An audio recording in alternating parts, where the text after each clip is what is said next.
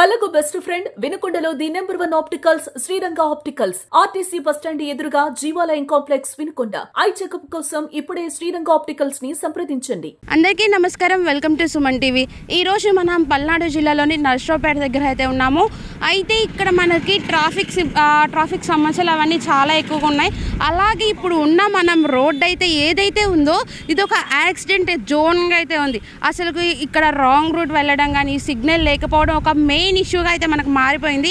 అసలు మనం చూసుకోవచ్చు ఇక్కడ మనకి ఈ డివైడర్కి అయితే గుద్దుకొని ఎన్నో ప్రాణాలు అయితే ఇక్కడ ఎంతోమంది అమాయకులు అయితే కోల్పోయారు. ఇప్పుడు నైట్ టైం లారీలో వచ్చే వాళ్ళకి ఇక్కడ లైట్ ఫెసిలిటీ ఉండదు, సిగ్నల్స్ ఉండవు, ఎలాంటివి ఉండదు.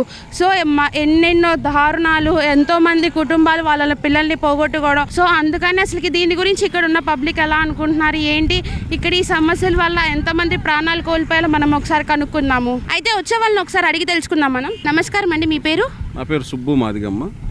ఓకే, సో అంటే మనకి ఇక్కడ ఈ డివైడర్ వల్ల చాలా యాక్సిడెంట్స్ అయితే అంటున్నారు జరిగినాయి అని. అసలు ఏంటి సార్? అంటే వాస్తవంగా ఇక్కడ సిగ్నల్ ఏర్పాటు చేయకపోవటం వల్ల అతి వేగంగా రావటం, గుద్దుకోవటం, చిన్న బళ్ళు చాలా అంటే హెవీ వెహికల్స్ ఎట్లా పడితే అట్లా రాంగ్ రూట్లో రావటం, ఈ చిన్న వెహికల్స్ వాళ్ళకి ఇబ్బంది అవ్వటం, వాళ్ళు ఆపుకోలేక ఎక్కడో చోట గుద్దటం ఇట్లా జరిగిపోతూ ఉన్నాయి. అంటే నైట్ టైం మీరు ఏమైనా ప్రాబ్లమ్స్ ఫేస్ చేశారా ఈ రోడ్లో వచ్చేటప్పుడు? నైట్ టైం అంటే అది చెప్పేది ఏం లేదమ్మా. ఇక 2 వీలర్స్ మీద మేము ఇటే వెళ్తూ ఉంటాం. మాది పక్కనే ఇక్కడే విలేజ్. ఈ హెవీ వెహికల్స్ ఎట్లా పడితే అట్లా వస్తుంటారు. కనీసం సిగ్నల్ ఎట్లా రూల్స్ లేకుండా ఎట్లా పడితే అట్లా వస్తూ ఉంటారు. అట్లా ఇబ్బంది అవుతూ ఉంటుంది. అంటే దీనికి చర్యలు ఎలాంటివి తీసుకోవాలంటారు గవర్నమెంట్? ఏం లేదు, ఇక్కడ ఒక సిగ్నల్ ఏర్పాటు చేయాలి. ప్రధానంగా ఇన్స్ట్రక్షన్స్ పెట్టాలి. ఏ వెహికల్ పోయే వెహికల్ ఎట్లా పోవాలి, వచ్చే వెహికల్ ఎట్లా రావాలి అనేది ఇన్స్ట్రక్షన్స్ కొంచెం ఇక్కడ ఒక ట్రాఫిక్ కానిస్టేబుల్ను ఎవరినో ఒకరు ఏర్పాటు చేస్తే కొంచెం ఈ ప్రమాదాలకి నియంత్రణగా మనం నియంత్రించవచ్చు. జంక్షన్లు ఏదైతే ఉన్నాయో అక్కడ చాలా యాక్సిడెంట్స్ అయితే జరుగుతున్నాయి కదా, అసలు దీనికి మెయిన్ కారణం ఏంటి? దీనికి మెయిన్ కారణం ఏంటంటే ఇక్కడ ఒక సిగ్నల్ ఏర్పాటు చేయాలండి. హైవేలో కంపల్సరీగా ఉండాలా, ఇక్కడ యాక్సిడెంట్ జరుగుతున్నాయి. దాన్ని బట్టి ఒక సిగ్నల్ ఏర్పాటు చేస్తే బాగుంటుందని. అది అంటే ఎప్పటి నుంచి జరుగుతున్నాయి యాక్సిడెంట్లు? ఇప్పుడే ఉందండి, హైవే వేసిన కానీ జరుగుతూనే ఉన్నాయి యాక్సిడెంట్లు.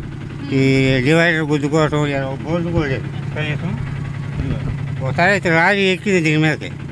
అది అసలు ఒక బోర్డు లేదు, ఇటు పక్క లేదు, అటు పక్క లేదు, కనీసం ఒక సిగ్నల్ లేదు, ఏమీ లేదు.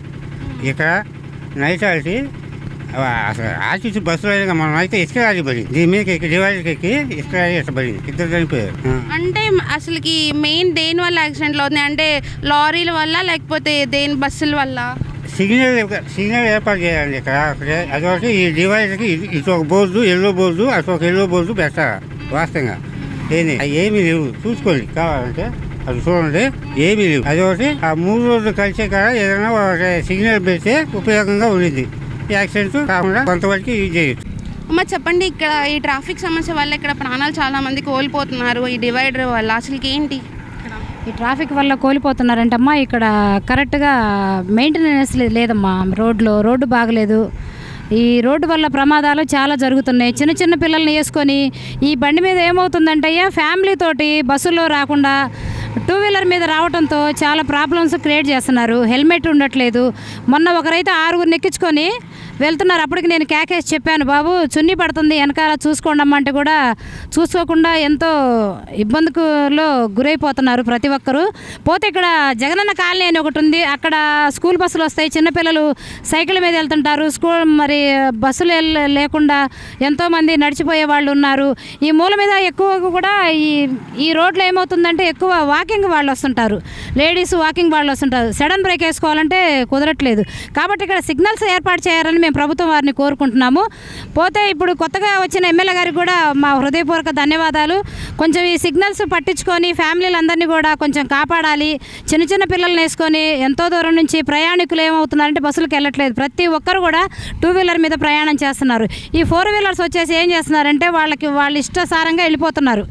ఎంత స్పీడ్ వెళ్తున్నారంటే అంత స్పీడ్గా వెళ్ళిపోతున్నారు వాళ్ళు. కాబట్టి దీన్ని గమనించుకొని ప్రభుత్వం వారు కూడా సిగ్నల్స్ ఏర్పాటు చేయాలని మేము కోరుకుంటున్నాము. ఇప్పుడు ఎంతోమంది చెప్తున్నారు అంటే అసలు ఇక్కడ ఒక సిగ్నల్ లేకపోవడం వల్ల ఎన్నో ఘోరాలు అయితే వాళ్ళ కళ్ళతో స్వయంగా వాళ్ళే చూసారని. అసలుకి ఇప్పుడు వచ్చే వాళ్ళు కూడా హెల్మెట్ లేకుండా ఎంతమంది పడితే అంతమంది ఒక బైక్ మీద ట్రావెల్ చేయడం, ఇది కూడా ట్రాఫిక్ రూల్స్ అగైనెస్ట్. ఎందుకంటే ఇక్కడ ఒక ట్రాఫిక్ పోలీస్ లేరు, ఎవరు లేరు, ఆపేవాళ్ళు లేరు, సిగ్నల్స్ లేదు, నైట్ టైం అసలు లైట్స్ ఉండవు, ఎటువంటి ఫెసిలిటీస్ లేని రోడ్లో యాక్సిడెంట్ జరగమంటే మరి ఇంకెందుకు జరగవండి, ఇలాగే జరుగుతాయి. సో పబ్లిక్ ఇప్పుడు ఎంతోమంది చూడండి, ఇప్పుడు మనం నార్మల్గా అనుకోవచ్చు ఇక్కడ ఏముందిలే అని చెప్పేసి, కానీ ఎంతోమంది తమ ప్రాణాలు కోల్పోయి వాళ్ళ ఫ్యామిలీస్ ఎంతోమంది వాళ్ళు ఇప్పటికి కూడా తలుచుకుంటూ బాధపడుతూనే ఉన్నారు. మన రాష్ట్రంలో ఇలాంటి యాక్సిడెంట్ ఎన్నెన్నో జరుగుతున్నాయి. ప్రతి ఒక్క చోట కూడా ప్రభుత్వం పట్టించుకొని వీటిని ఆపడానికి ఏదో ఒక చర్యలు తీసుకోవాలని చెప్పి మనస్ఫూర్తిగా మేము కోరుకుంటున్నాము. So until then watch Suman TV for more updates. Like, share, subscribe.